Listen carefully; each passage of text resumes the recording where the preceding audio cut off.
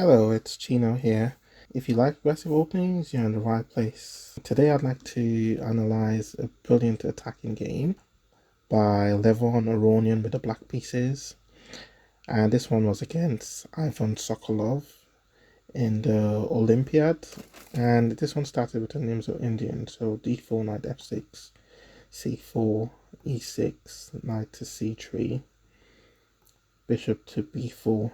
And white went for this quiet variation with queen to c2. And the point of this move is to provoke a bishop capture on c3 and to recapture with the queen. Black played very aggressively in this game and struck in the center straight away with the move pawn to d5. I mean, just taking that move back, it's worth noting that there were a plethora of options for black here, including castles king side. For example, the other move he could play is pawn to c5, striking in the center this way. And just take that back. He could even play knight to c6, etc.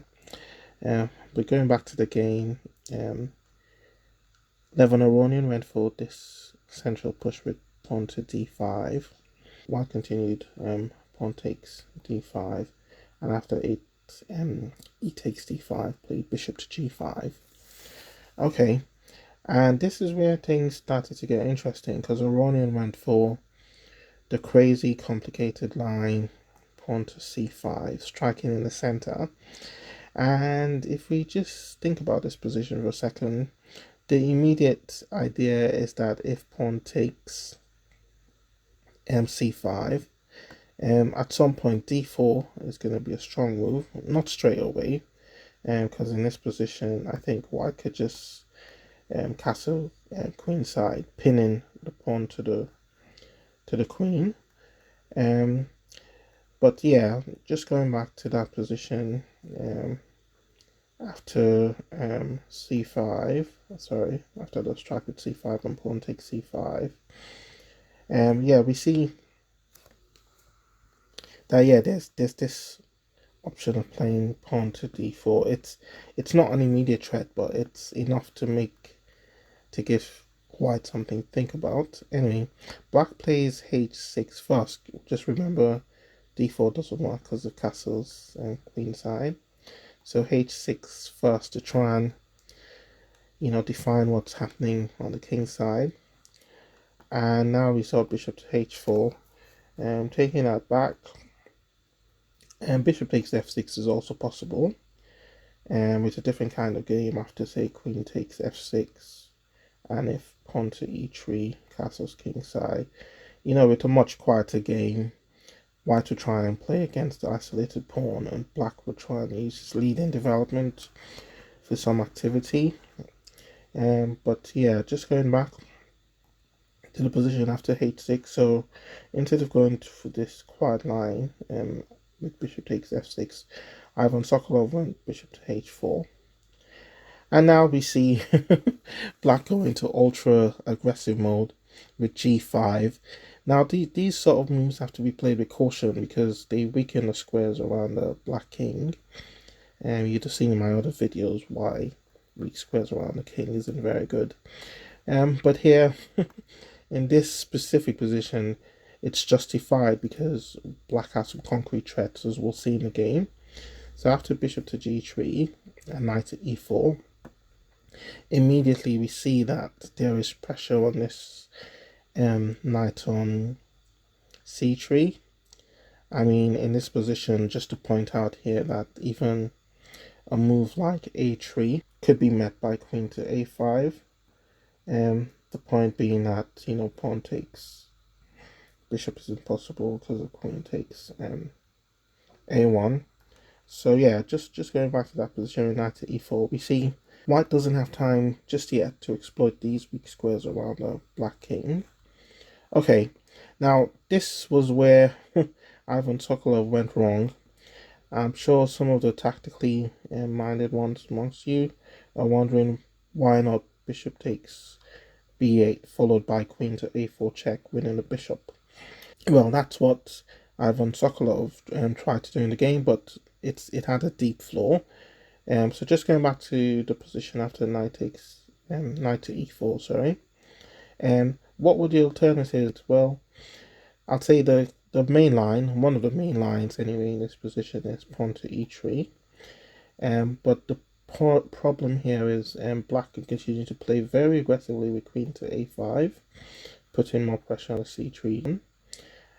White would probably have to play something like knight to e2, to try and avoid multiple exchanges on c3. But here, black can continue aggressively with bishop f5, and already we see there's a threat of knight takes g3 with an attack on the queen. Not the knight on g3 would be defending the f5 bishop. Okay, so this would have been an alternative variation. I mean, we could play a few more moves here, bishop to e5, and trying to unsettle the rook on h8, but black can simply castle. And after knight to d4, knight takes d3, knight takes f5, we see a very crazy position after the discovered attack. Knight to e4 check, king to d1, knight to c6, where both sides are treading very dangerously in a very sharp position. Going back to the position after knight to e4, this was white's first mistake. Bishop takes b8. And undoubtedly, what white was hoping for was rook takes b8, queen a4 check, and after bishop d7, queen takes b4, emerging a piece up. But that was wishful thinking. So going back to the position after bishop takes b8, black didn't play rook takes b8, which would have lost after queen a4 check.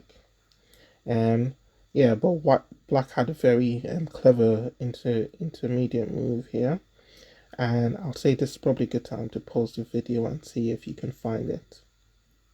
Okay, well, if you found this move, then yeah, congratulations. It was queen to f6, and the point here is that queen takes f2 check is threatened straight away with devastating consequences for white.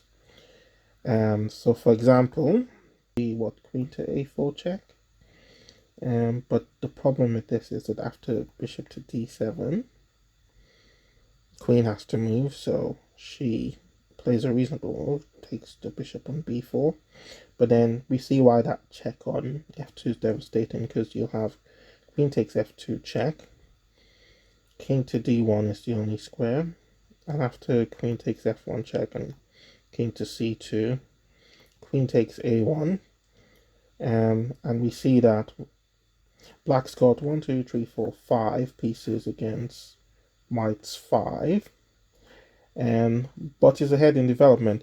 I mean, black's position is so good that white doesn't even have the luxury of playing queen takes b7, because after this move, black can play a brilliant move, which is castle kingside, leaving the bishop and the rook on pre. So, for example, if queen takes a8, knight takes c3, pawn takes c3, bishop to a4 check, when the exposed position of the white king would be fatal. So I'll show you a few more moves. So after king to d3, rook to e8, preventing the king from escaping on the e-file. Queen takes d5 will be met by queen to d1 check. Note that after king to c4, bishop to v5 check would be winning. So that's just a sample line to show you the problems that the white faces in the position. Just going back to that crazy position after queen to a4 check, bishop to d7, queen takes b4, queen takes f2, king d1, queen takes f1, king c2, Queen takes b7. We see that queen takes a doesn't really help white. So, sorry, after castle's kingside. So how about queen takes d7? Well, the problem here is that rook takes b8, and you can already see the threat of capture one on b2. Sorry, b3 isn't even possible because of this with a crushing attack.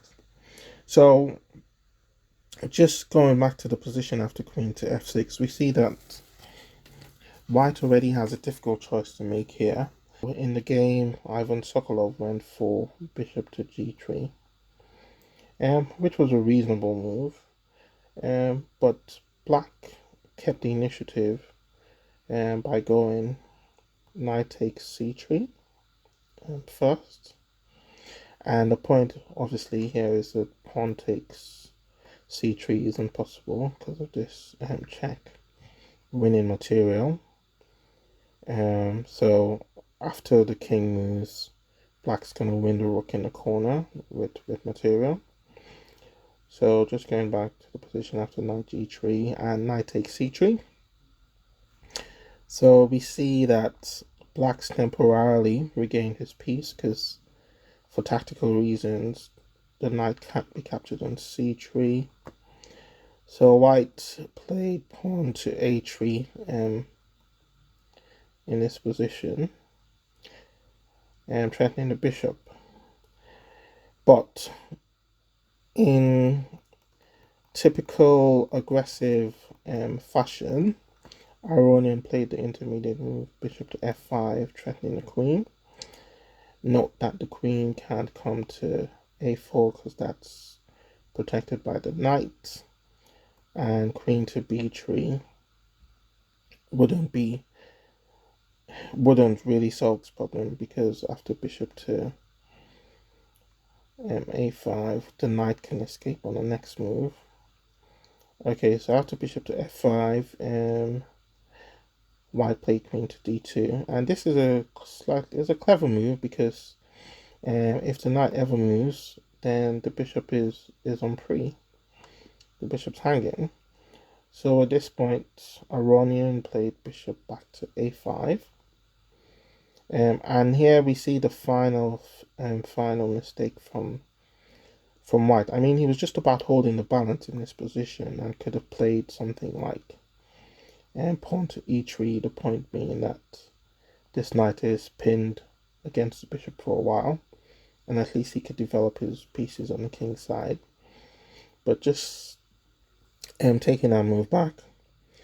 And so after bishop to a5, we see the final mistake from white, and that was to move pawn to b4.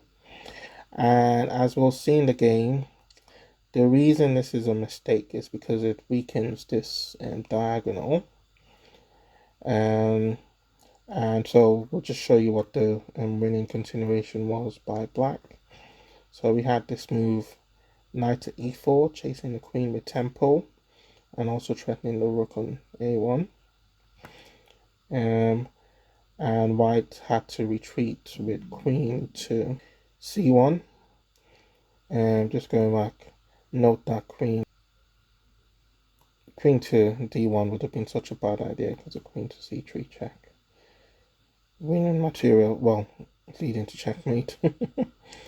So if we go back after knight to e4, white went queen to c1, but now rook to c8. And it turns out that white doesn't have a satisfactory defense against this move. Black's threatening to go rook takes c5 on the next move, which happened in the game, and there isn't much that white can do about it. If we just look at a few alternatives, pawn takes a5 would have been met by rook takes c5, and the point here is that no matter where the queen goes, I mean, she has to come off the file, no matter where she goes. And the point here is that the queen takes c3 check. It's game over. Okay, so back to that position. So we see pawn takes bishop on a5 doesn't work. So in the game, Sokolov went rook to a2, but I mean that didn't help because after rook takes c5, we see that pawn takes c5 isn't possible because of this pin.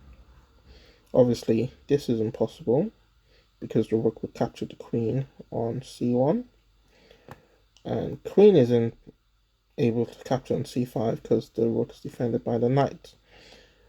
So in this position, white went queen to, so in this position, white went queen to a1, but here black continued with queen to c6. Clever move, temporarily giving up a rook, but the point here is that rook to c1 check is devastating, and also the point which was illustrated in the game is that after queen takes h8 and something like king to d7, black's got no more checks and can't do anything about this rook to c1 check. So in the game, after this move with queen to c6, white tried queen to e5 check first, but we still had the same outcome after king to d8. Note king to d7 would be bad in this position because the queen would capture the bishop with check. So king to d8, and then after queen takes h8, king to d7, white resigned. I mean, there wasn't anything that white could do against rook to c1 check. I mean, rook to a1 would simply be met by this checkmate. Just going back a couple of moves, and queen coming back, you know, to b2 or a2 or a1. Sorry, doesn't even help. Yeah, so this is a brilliant attacking game from Levon Aronian, and it shows how, you know, keeping up the initiative can be very uncomfortable for the opposing player. So yeah, I hope you enjoyed this, and please don't forget to subscribe, and see you on the next one.